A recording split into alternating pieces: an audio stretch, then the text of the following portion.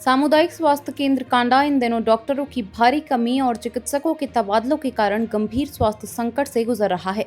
अस्पताल में चिकित्सा अधीक्षक और दंत चिकित्सक समेत कई डॉक्टरों के स्थानांतरण के बाद वर्तमान में एक भी विशेषज्ञ तैनात नहीं है। ओपीडी का संचालन ग्रामीण क्षेत्रों से बुलाए गए डॉक्टरों की अस्थायी व्यवस्था के भरोसे चल रहा है और स्थानीय डॉक्टरों को चारधाम यात्रा ड्यूटी पर भेजे जाने से मरीजों की परेशानियां और बढ़ गई हैं। वहीं करीब 9 वर्षों के लंबे इंतजार के बाद अस्पताल में लाखों रुपए की लागत से डेंटल चेयर और आधुनिक दंत उपकरण पहुंचे थे, लेकिन दंत चिकित्सक का तबादला होने के कारण यह सेवा शुरू होने से पहले ही ठप हो गई। महंगी मशीनें धूल फाक रही हैं और मरीजों को मजबूरी में निजी अस्पतालों का रुख करना पड़ रहा है। पलायन की मार झेल रही कांडा कमशार क्षेत्र के अधिकांश घरों में केवल महिलाएं और बुजुर्ग ही बचे हैं, लेकिन अस्पताल में एक भी महिला डॉक्टर न होने से उन्हें इलाज के लिए दर दर भटकना पड़ता है। स्थानीय लोगों के अनुसार कभी दिवंगत डॉक्टर शमी उन्नेशा के समय पिथौरागढ़ तक से महिलाएं यहां प्रसव के लिए आती थी, जबकि आज प्रसूति विभाग पूरी तरह बेहाल है। इसके अलावा 1 माह से बंद पड़ी अल्ट्रासाउंड सेवा के चलते लाखों की पोर्टेबल मशीन भी बेकार पड़ी है।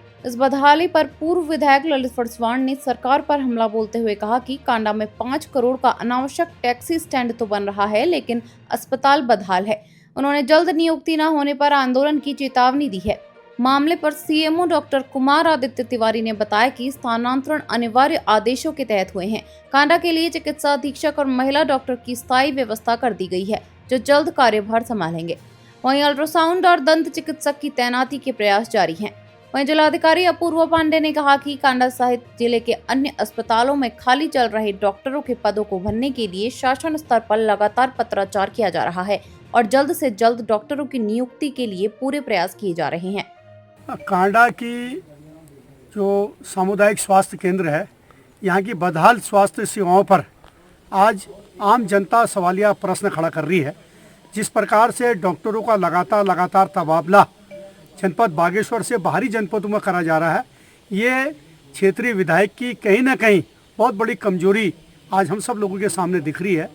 मात्र एक डॉक्टर के सहारे कांडा का स्वास्थ्य महकमा चल रहा था और उससे पहले महिला चिकित्सक को पिछले कई सालों से स्थानांतरित होने के बावजूद भी महिला चिकित्सक का यहाँ पर अभी तक कांडा के अंतर्गत न लाना बहुत गैर जिम्मेदाराना इनका काम हमको दिखता है। एकमात्र डेंटल की व्यवस्था इनके द्वारा करी गई, लेकिन 9 साल से डॉक्टर लगातार बाज उठ रहा था। अब कुछ ही टाइम के बाद उस डॉक्टर का भी वहाँ पर से ट्रांसफ़र कर दिया गया। यहाँ के डॉक्टरों को जो है चारधाम की व्यवस्थाओं को देखने के लिए यहाँ से नीचे खाती गांव से अन्य जगहों से लगातार इनके द्वारा भेजा जा रहा है, जिसकी वजह से हमारे लगभग जो 15 से 20-25 हज़ार की जो आबादी कांडा कमशार क्षेत्रों में लगातार आज निवास कर रही है, उनको बहुत सारी दिक्कतों का सामना करना पड़ा, चाहे प्रसव पीड़ा की हो, चाहे अन्य मेडिकल फैसिलिटी की हो। उनको जिला मुख्यालय या फिर बाहरी जनपदों पर निर्भर रहना पड़ा। तो हम चाहेंगे कि भाई कम से कम जिस प्रकार से आज शिक्षा के क्षेत्र में सरकार बहुत पिछड़ी हुई दिखती है हमको, उसी प्रकार से अगर इसी स्वास्थ्य के क्षेत्र में अगर कोई काम नहीं कर पाई तो हमको नहीं लग पाता कि भाई ये कोई अच्छा काम कर पाएंगे। अगर ऐसे ही मंदिरों को 20-25 लाख रुपए हम लोग देते रहे और खाली टैक्सी स्टैंडों पर 4-5 करोड़ रुपए खर्च करके एक हम लोग खाली भूता जैसा उनको बना देंगे, तो उससे हमारे जनता के बीच में कोई अच्छा संदेश आज नहीं जा रहा है।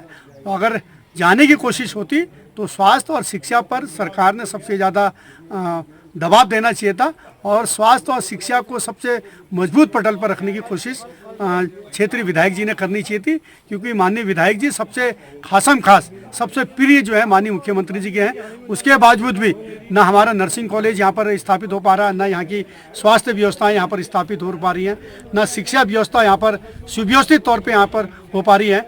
बहुत सारे यहाँ से विद्वान शिक्षकों का ऐसे स्थानांतरण हो जा रहा है, डॉक्टरों का तो स्थानांतरण हर दिन आए दिन हम लोग सोशल मीडिया के माध्यम से पढ़ते हैं। तो वही कैसे हम लोग इनसे उम्मीद कर पाएंगे कि भाई ये कांडा कमशार की स्वास्थ्य व्यवस्थाओं पर ये सरकार जो है बहुत ज़्यादा चिंतित है। तो विधायक जी जरूर इस कांडा कमशार की ओर भी देखिए, ये भी आप ही का क्षेत्र है। अगर इस क्षेत्र को भी आप लोग वो करने की कोशिश करेंगे, अपने आंखों से ओझल करने की कोशिश करेंगे, कल हो ऐसा ना हो कि भाई क्षेत्र की जनता फिर आप ही को इस क्षेत्र से ओझल करने की कोशिश करे।